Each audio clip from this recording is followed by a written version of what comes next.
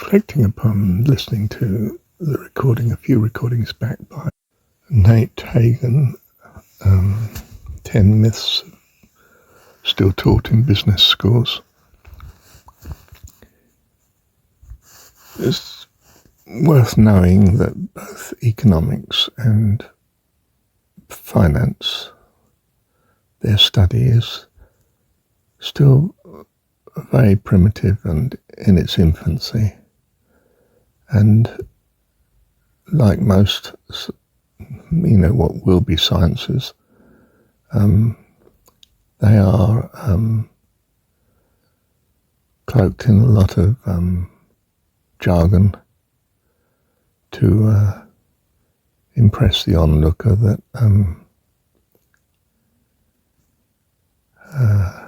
we're being academic and sophisticated and we're specialists.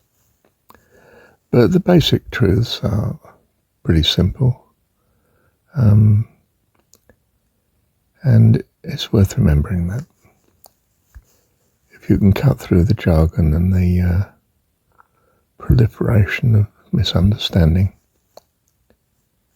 in the case of economics, the mathematical model building of simplifications to the real world that are in fact just an estrangement from the reality of things.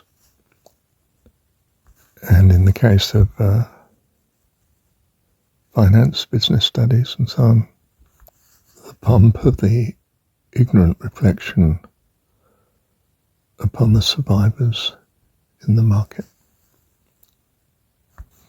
I've forgotten where this sentence began. Look, suffice to say, don't be impressed by the ignorance. Reflection upon simple observations of both fields of interest in the reality of everyday life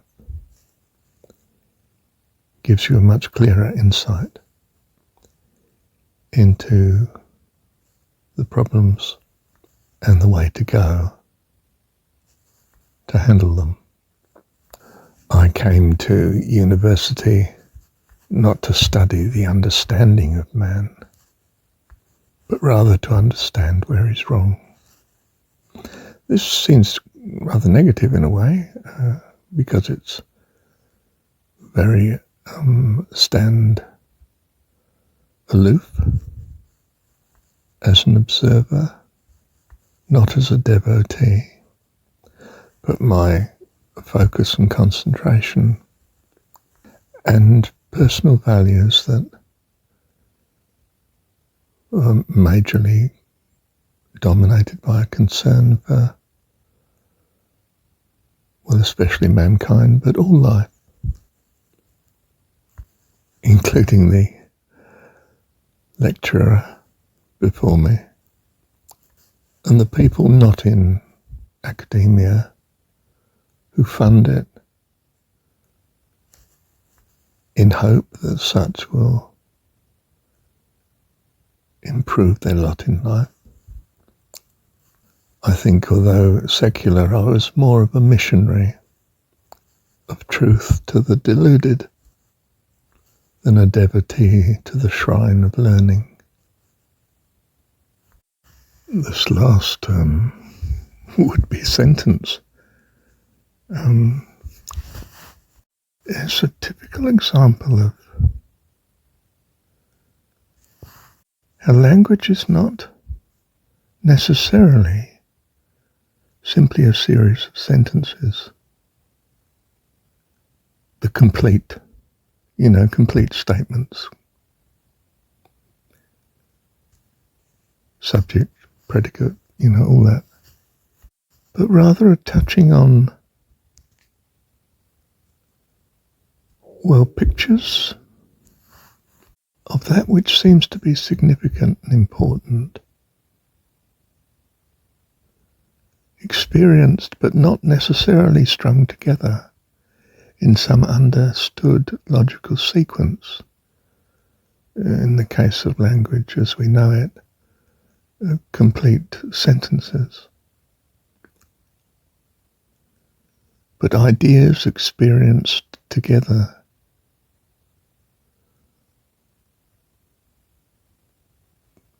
That leave or transfer pictures and impressions from one of us to another without a finality of purpose being present in what you're supposed to be doing with them. In other words, language can be simply a bit like life. Listening to the neighbours chatting on,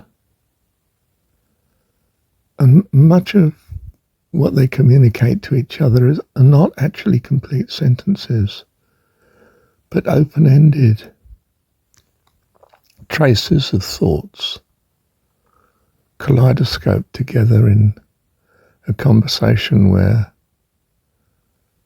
much of the time, quite honestly, the listener is not thinking of what the other is saying, but the thoughts that are going through their own mind as a consequence of what the other has triggered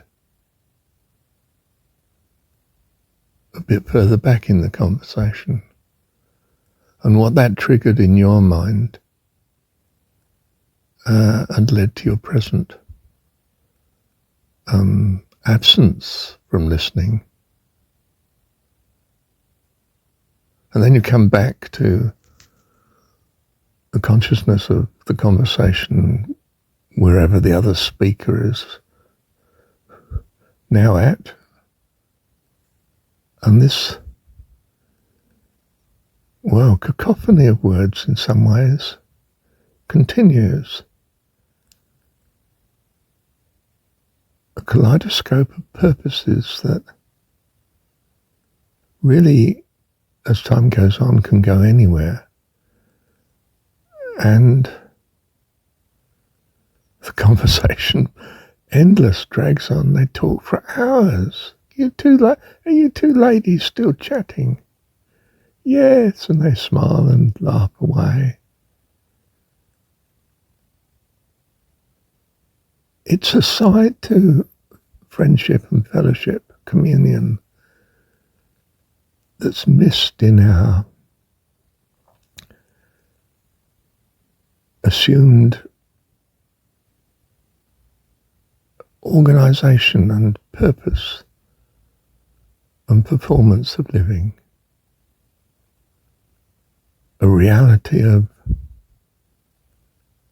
simply a flow of thoughts and experiences put together in yet a different mix that results in whatever it does as regards the thoughts and emotions of the participants to the conversation,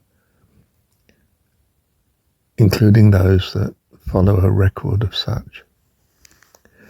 And you say to yourself, well, goodness gracious, where does all this talk get us? These endless committee meetings, say, and discussions, and is it just the sort of traffic congestion of deliberations? Or does it have some efficiency of its own? And this last point, I would claim, is the truth of the matter. That as with life itself, what seems a bewildering mix of experiences, not necessarily related, either through time or across time in the present, but simply present with each other. The proximity of one experience to another triggers yet another view, and in it we glean some sort of insight into some of the things that concern us. And sometimes we get them wrong, of course, We have a hunch and we find out when we pursue it, it's not that valuable after all. But sometimes we're right, of course. It's a bit like a random walk in a beautiful garden. You don't know what you're going to get next. And hopefully the gardener has made the place safe.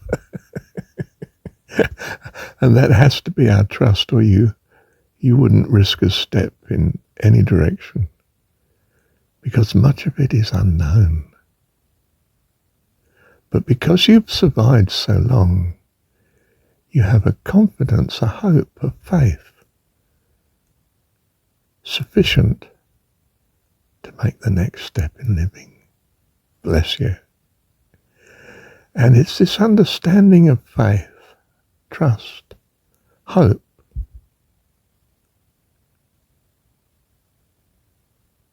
what it depends on and how it can be best understood to our advantage, and what that advantage truly is, that I suspect is the reason for us being in this universe of space and matter, time and change, uncertainty, and what we see as life and good and bad, and hope.